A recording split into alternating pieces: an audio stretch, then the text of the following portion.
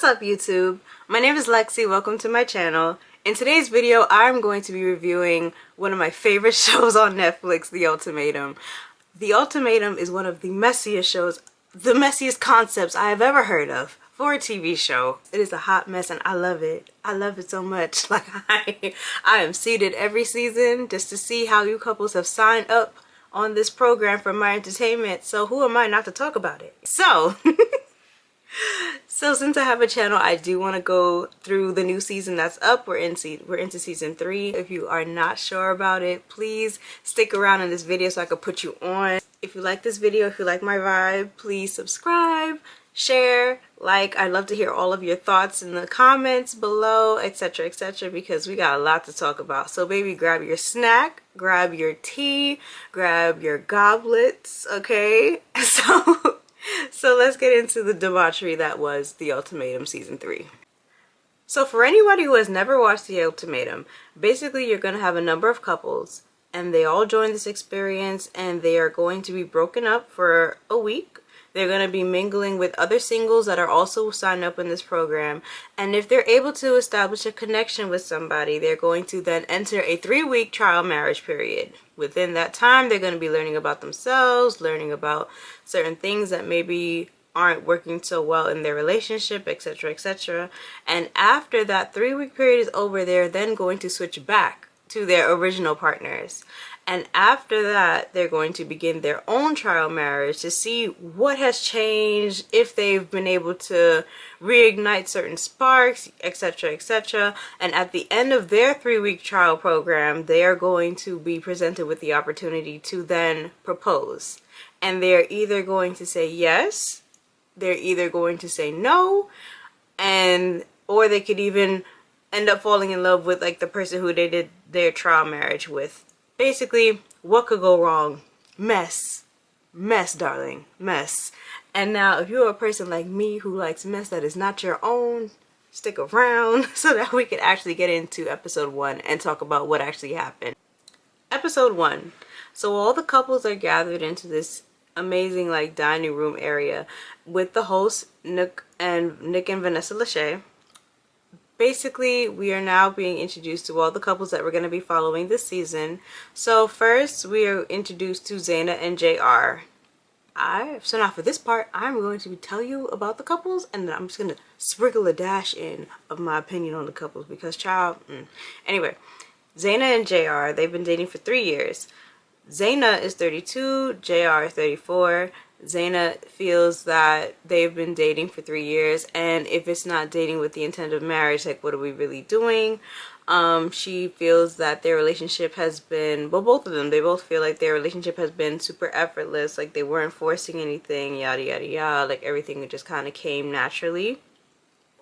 So they have, I guess, like a good vibe kind of situation that's kind of going on for them. And JR decides to speak, and JR's issue is that he's had failed relationships and in the past, and he doesn't want to necessarily make the wrong decision. And Zaina just feels like he is the right decision at the end of the day. So now they come and they sit together, and JR just feels the need to let her know that, you know, he's the first one to give her an orgasm, and I'm just like, sir, you are living up to the stereotype of the braids. What is it, the braids? I hurt your feelings. You know, the braids, the hair, the look. I tried to give him grace, but I was just like, sir. JR, to me, he just gives that he's here to mess around. He's here to have a hall pass. He's here to kind of just... He's not here for the right intentions. That's, to me, what I'm getting off of the situation. I'm like, Zaina, sweetheart. Also, sidebar, you guys are not going to be able to beat the allegation that this is an IG couple. These people found each other on Instagram and they were just like, you know what, let's sign up for this experience. It's exposure, it's this, it's that. And they're here to just... They're here for new followers, etc, etc. But you know what? For the sake of this video and for the sake of the show, they're together, okay? I feel personally that I'm not going to believe that they're actually together romantically until I see the switch over. But we'll get to that later. The next couple that we're introduced to is Sandy and Nick. Nick is 38, Sandy is 27. Miss Clack Clack coming up, basically running up Nick's apartment at the end of a drunken night in the club. Nicholas, baby, she is 27 years old.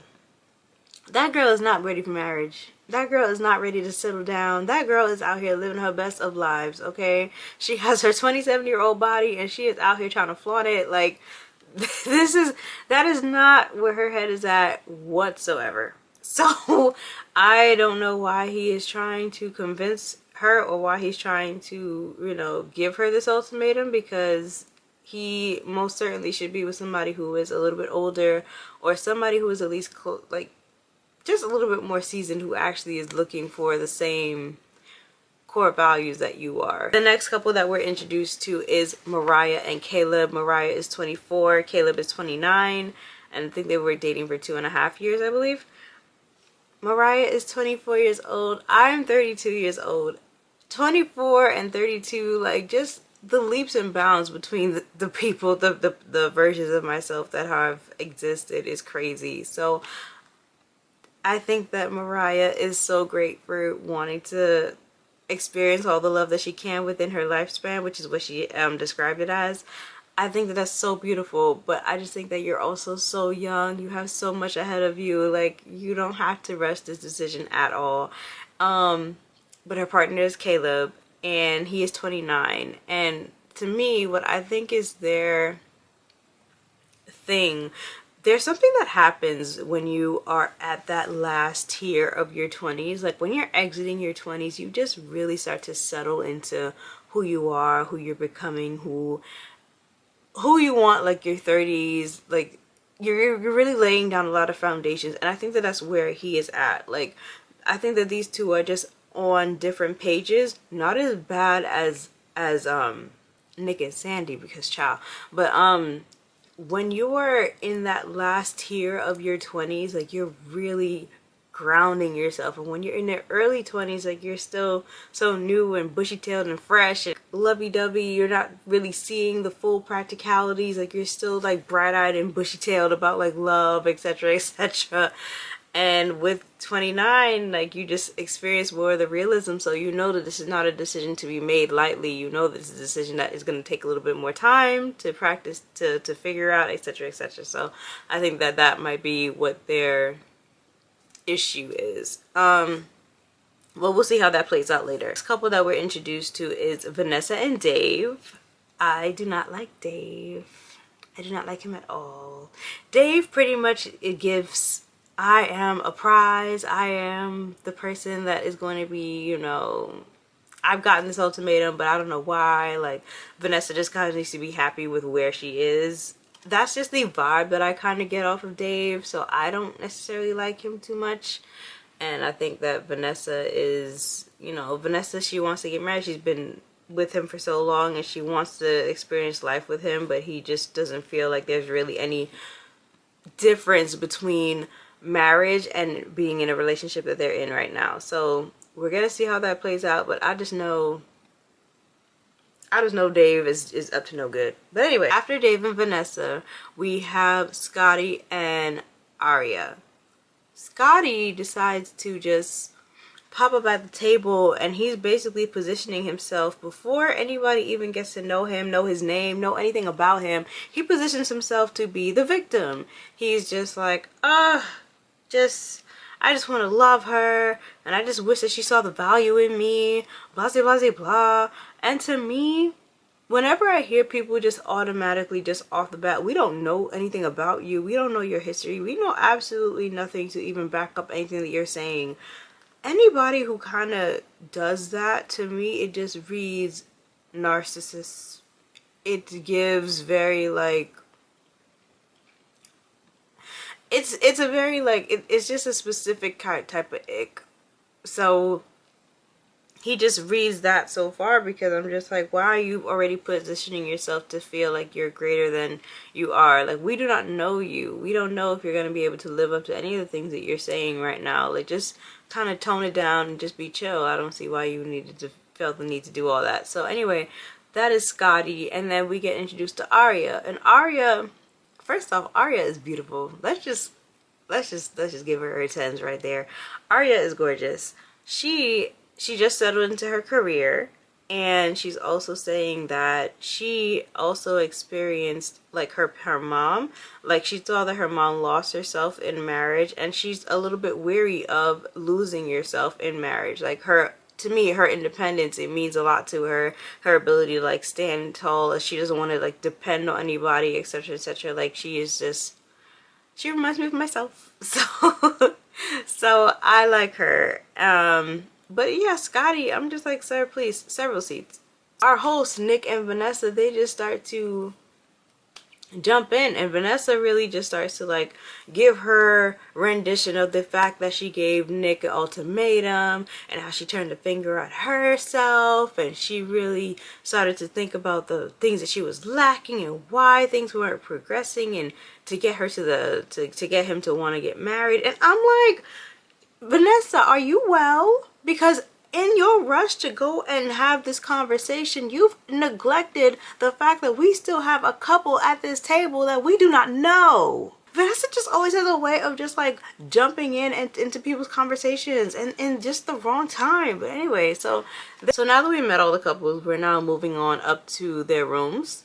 So we first get our introduction that we should have got at the table that we did not get because Vanessa just wanted to freaking talk. But we get introduced to Micah and Chanel. Chanel, super sweet. I think she's like 20. Micah is 28. I think Chanel is 27. Another young couple, but they're trying to figure things out. Basically, that she just got into marketing, and Micah, I did not appreciate how Micah just went over here talking about, I've been here for you when you were doing Uber. Mind your business, not too much. Don't put my business outside like that. You don't gotta let people know what I was doing. Like, just say you were there and shut up, okay? So I'm just like, mind your business, Micah. Chanel feels that if you're calling me your wife, but you're treating me as such, blah blah blah blah, like what is it? What's the harm necessarily in taking it to go a step further? Now, for these two, I don't feel that he doesn't feel like she is the one. I think that he genuinely is just like, it's not the time. I think like timing is the issue. Like, she's just in such a rush to be married, but I think he wants to make sure that he has everything, all his ducks in a row before he's ready to cross that line. So that's where I am at with Micah. Back to the rooms. Dave and Vanessa. Dave is pretty much just saying that he doesn't understand like marriage, like he doesn't understand why that is so, like why that is such a big deal to Vanessa. And I think he says something along the lines of like, oh, like you want to believe that the person giving you the ultimatum, like did you realize that the people that received ultimatums, they felt like they were being punished, etc., etc. And it's just like, nobody's trying to, and Vanessa says that nobody's trying to punish you. Like, did you not think that marriage is a good reason for us to want to do any of this? He also feels that, oh, like, you know, you're going to be able to also see me connect with other people. How do you feel about that? And then he also brings up the fact that he was interested in Mariah in front of Vanessa. Vanessa is better than me because the way I would have been, listen, we was going to squabble up immediately, because not you sitting down here deliberately in my face telling me that you're looking at somebody, and somebody who's 24 at that. Squabble up. Squabble up. For the next room, I think we got to see Sandy and Nick. Nick is basically just like, you know, he doesn't really want to, he's basically just sad about the fact that they're going to be splitting up and blah blah blah blah, whatever. Arya and Scotty. Scotty wants them to basically feel, Scotty basically wants to feel like they're on the same page. They live in two different cities. Arya, he was upset because Arya went and she bought her flight without him and stuff like that, and she's kind of just like, well, I mean, like, why am I burdening you with that? He also feels like the distance within their relationship, the fact that they are long distance, like there's only so much that you can get to know somebody via texts and phone calls, etc., etc. And I do agree to that point. I think that there's a way that you could still feel super connected with the person, but it really, really, really like demands a lot of your time.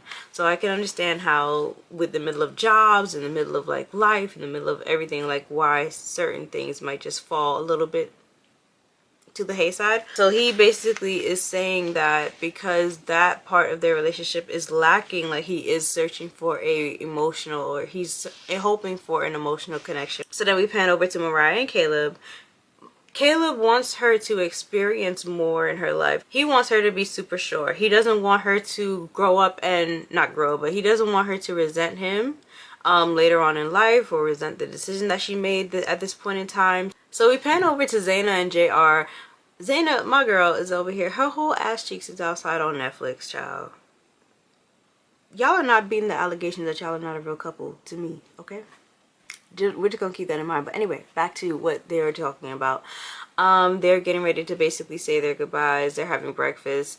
Zaina feels that, you know, he is kind of gonna get swept up in the experience, and he's basically not gonna be thinking about her. She feels like he's always so like macho, like he doesn't really like care too much about what she's doing, or like care about the impact of like what their relationship is, etc, etc. So that already is just feeling like she doesn't feel seen, she doesn't feel heard, she doesn't feel like she is valued by her partner, and that is the worst feeling. It's like you feel alone in your relationship, and I think that's just the worst feeling ever. Like, what's the point of me being with you if I feel alone at the end of the day? So JR pretty much is not very reassuring. He's not giving her too much. He just like, you know, kind of just like, why do you think that? Like he just did not do a lot to really reassure any of her concerns that she might be having going into this experience. JR, like, he's talking and he kind of is still giving the whole spiel about how he's unsure and he's not decided. It just, to me, it just is giving a lot of rambles of nothing, and it's just giving very much so like, I'm not ready. After that, they pretty much are getting ready for this new party where they're going to be mingling with everyone else. These two give each other a fist bump and go outside. Everybody else's couple is just, you know, they're all giving hugs, they're all emotional, lovey-dovey, all sad, blah, blah, blah, blah. With them, nah, see you later, bro. And that's that. Instagram couple, y'all. Instagram couple, but whatever. Anyway, so now we are panning over to the infamous pool party. So now the couples are officially single and they're all ready to mingle. Dave, he feels that he used to be a flirt. He was a smooth talker back in the day. I'm just gonna kind of like go off of like some random things that kind of stuck out to me. Arya swimsuit, baby, that was 10 out of 10. Her swimsuit was very cute, very fashionable. I like her. I like her. She is giving Taurus. She is giving Taurus energy. So I'm gonna have to look up her zodiac sign. Scotty has an aside, and Scotty comes out and he basically is giving, I think that I'm more attractive than I am. Dave and Chanel are kind of hitting it off. It's giving friendship, kind of just like they're talking, like they're vibing basically because they miss their exes. So that's their little connection moment or whatever. Nick and Vanessa, they are actually hitting it off, and they're actually really cute. Like, I think the both of them, because they're like so quirky and they're just kind of like being in their energy, and on top of that, to note, like Vanessa's energy, like it just perked up so much when she was around Nick. And I think it's because like she is finally feeling seen, or she's being herself, and that's being received very well. Because with her current partner Dave, like she just doesn't, to me it just feels that she can't be her full self. And I think that's like the worst thing when you're in a relationship. When you're in a relationship with somebody, like you should feel like you could be your full self at all times, and when you don't have that space, like you become a shell of yourself. And with Nick, she doesn't have to do any of that. She could just be free, and he is being super receptive of it, and I like to see their connection so far. And then Dave is also being very jealous watching that happen, because Dave is not doing too hot. He thought that he was hot. He thought everybody was going to be on him. And yeah, that's not what happened. So, boom. JR and Sandy.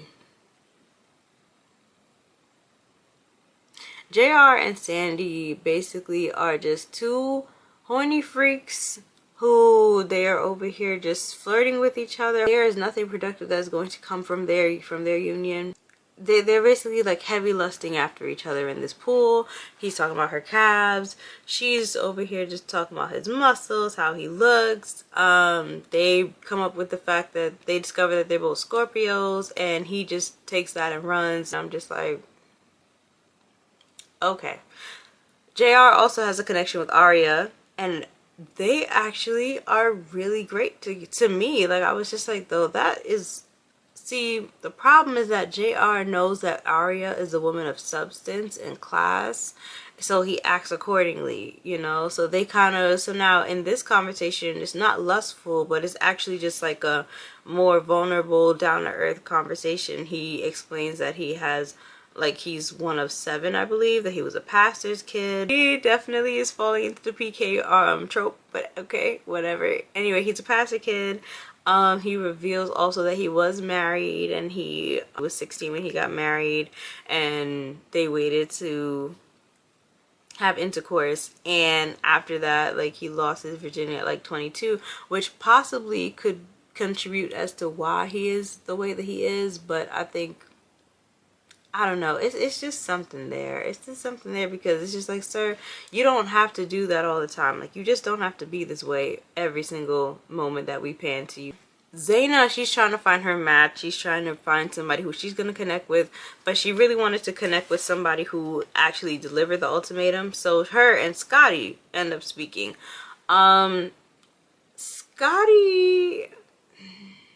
Scotty's just like how Zaina is the epitome of like a wife. He doesn't even know her, so he's already like infantilizing her and putting her on this like incredible pedestal, blah blah blah blah. And I was just like,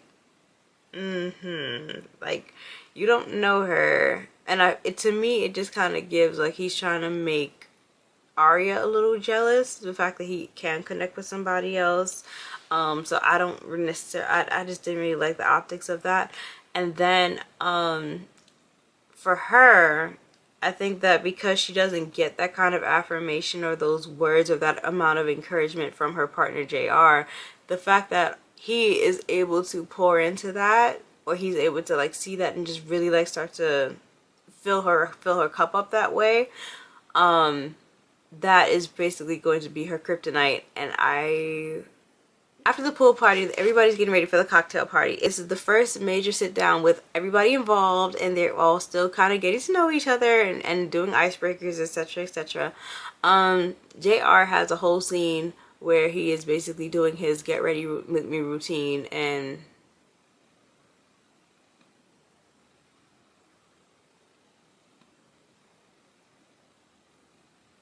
all he does is basically cement the fact that he is an F-boy. Moving on. So we get to the cocktail party. They play this game called Quarters, and basically how the game works is that you are going to whisper a question, you're going to flip a quarter. If it's heads, then the person has to then turn around and say what the question was out loud. Arya's asked like who does she have the least amount of connection with, and she actually says Dave, and I was just like it's so immature, but yeah, good for you, Dave, because he thought he was somebody's prize, and he was just like, oh damn, like that was my number one. I was just like, ha, too bad, like, you know, Arya's on to bigger and better things. Caleb is asked like who would he spend the night with, and he replies Arya, and I was just like, okay, that's cute. JR is asked who would he not want to date his S, and he goes, that guy. And I was just like, so corny, but just so corny, but whatever, that's what he says. And Nick is just like, my name is Nick. She's like, I know your name. And I was just like, damn, JR, you know. So I just think that JR is just rude and arrogant, but whatever. Sandy gets asked like who would she want to have a second date with, and she replies JR. We all knew that she was going to say JR. Nick is then asked who is he most intimidated by, and he answers Vanessa, and she's just like, really? And it was just so cute. Like, you just see how animated she is. Like, she's excited about like somebody just actually potentially being excited about her energy, her bubbliness. Like, I love that for her. So anyway, like, her and Nick, they go and they're mingling some more, and then you see all the people just kind of veering off, getting to know people, etc, etc. And who ain't got nobody? Dave. Dave just sitting down in the corner, looking lonely, looking sad, and I'm just like, good for you, good for you, good for you. So now he's feeling all sad, and now while my girl's over here thriving, having a good time with her connection, he come back and he's all like, checking in on her or whatever. And what you could tell is just the visibility of how her energy shifts. Like, she was so perky and bubbly with Nick, and then all of a sudden she gets with Dave, and Dave, it brings her energy down. She just really was honing in on the, like, making sure that Dave is okay. Like, she no longer was prioritizing herself, and I think that was, like, very apparent to me. Dave is over here just kind of spewing off like, do we really need 3 more weeks of this, blah blah blah blah. And I'm just like, listen, if he was able to make a connection with Arya, or he was able to make a connection with somebody else who he actually found worthwhile, he wouldn't be asking her nan about, do we need 3 weeks. He was more than prepared to just ditch her to the side and have his way with somebody else for 3 weeks or whatever. And because it's not working out that way, now he's over here trying to make fetch happen and be like, oh, we don't really need this anymore. Like, we could just go. We can go figure ourselves out. And it's just like, sir, bye. We get to JR and Sandy. Sandy and JR are sitting down, like, getting to know each other. And he's over here just being more, like, sensual. He's over here stroking on her shoulder, like, these, like, intense shoulder rubs, and I'm just like, ew. He opens up like slightly. He kind of tells her about the fact that he was homeless, and I was trying to hear more of that conversation, but eventually it just went right back into where they've been speaking. So it just kind of goes back to the superficiality. Then he brings up, she's so sexy, she's so this, she's so that. And he's just like, oh, we would probably have some like cute ass mixed kids. And I'm just like, all right, colorists. Just nothing of substance is coming from JR. So he's making his colorist comments. Basically, like, he's giving fetishizing. He's giving, like, I've might not have never been with a white girl or whatever. So he's just looking for something to kind of explore and figure that out. But he's completely unserious, completely unserious. And because she's so attracted to him, she's just like, yeah, like, everything is okay. And she feels like this is just what it is that she wants. She has an aside, and she says that, people were upset because she was talking to JR for so long. And then we pan over to, like, Zaina and Nick. And Zaina also had to let us know that, JR kind of has in her conversation with Scotty that she's having, she's basically saying that, JR kind of has like a wandering eye, like, she doesn't feel like she is prioritized in that relationship. So now here goes Sandy making her comments about, like, people being upset and jealous. I think Sandy is one of those girls that gets off on belittling other girls. Like if a man is willing to put Sandy above another woman, that makes Sandy feels good. Sandy feels empowered when she is chosen over somebody. And I'm just like, there is nothing that ever comes out good for people that feel that way, especially women. Like, basically, she's not a girl's girl. In this scene, while they're also talking, JR asks her, oh, what's your favorite body part? She goes, my boobs. And I'm just like, why was that even a question? Whatever. So he goes, oh, I didn't get to see them. Can I get closer to you? And I'm just like, you are so just ill, just ill. Like, I don't know, I just think that he's just so corny. He's just so corny to me, and I hate scenes that anytime I see him, I'm just like, oh my god, just flash forward through the scene. Yeah, he's only really here for sex. Then we pan over to Arya and Caleb. Arya and Caleb are still getting to know each other. Super cute. Arya and Caleb are figuring things out on their side of the couch, and Zaina and Scotty are figuring things out on their side of the couch. So now Zaina and Scotty decide to walk around, and Scotty takes her hand, but he takes her hand in front of Arya, and Arya gets emotional, which is super understandable. So now she's crying, she's upset. And Caleb is so sweet. Caleb goes and he comforts her, and he's just like, do you need a hug? Blah, blah, blah. Because, this is a hard process. So he shows up for her. And from then on, I was just like, I like Caleb. Caleb is a good guy, okay? So I like Caleb. So after that, Zaina and Scotty, they keep like getting to know each other. He's just giving her endless compliments, endless flattery, and that's all. Like it's just smoke, blowing smoke right up her behind, you know. And she's feeling super good, she's feeling super secure, blah blah blah. So now she's over here on clouds and he's on clouds, and now Arya just says, hey, can I break you up for a minute? And Zaina gives her this look just like, you know, no. And I'm just like, girl, that is her man, that is her man, move. Like, you are still like, what are you doing?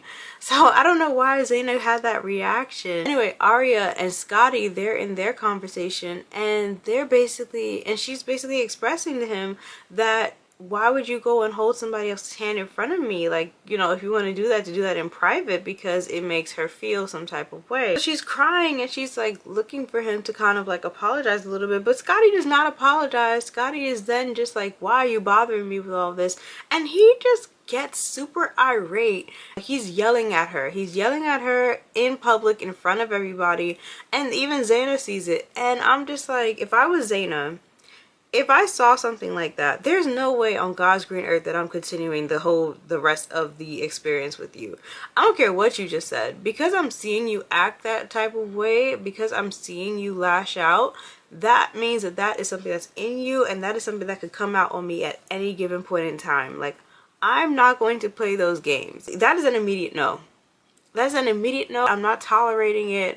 You don't talk to anybody that way. You don't embarrass anybody that way. You're not about to do that to me. If you do that, and if you feel so comfortable doing that to her, then why should I feel like I'm going to be any different? And that is your woman at the end of the day. So I did not like that interaction. That was very nasty, a very bad display, and I definitely would have just been like, I'm going to pursue other connections right then and there. After the confrontation, Arya is basically saying that she feels gaslit. She feels gaslit because he's not even apologizing. He's not saying, I'm sorry, or, you know, just basically having any sense of acknowledgement or remorse for the fact that she is now in an uncomfortable position. Like, he did not care whatsoever. And all she was looking for from him was just a small acknowledgement, or just maybe something that could have made her feel safe, reassure her. And he just basically like effed up that entire moment and just blew up on her. But that wraps up episode 1. So episode 1, crazy as hell. Let me know your thoughts in the comments, and I'll see you in the next video. Take care.